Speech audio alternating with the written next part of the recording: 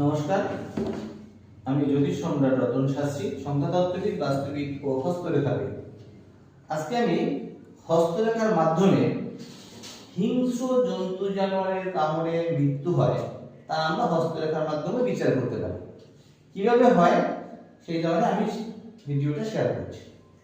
অর্থাৎ দেখা যাচ্ছে আমাদের এই যে লাইফ লাইন আয়ুরেখা, লাইফ লাইন আর এর হচ্ছে হেডলাইন শিরোরেখা, এই দুটোর সংযোগ স্থলে অর্থাৎ লাইফ লাইনের উপরে যদি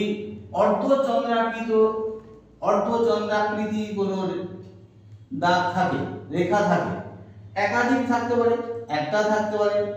তারপরে যদি এই আয়ুরেখার উপরে যদি স্পট থাকতে পারে অথবা তিল চিহ্ন থাকতে পারে।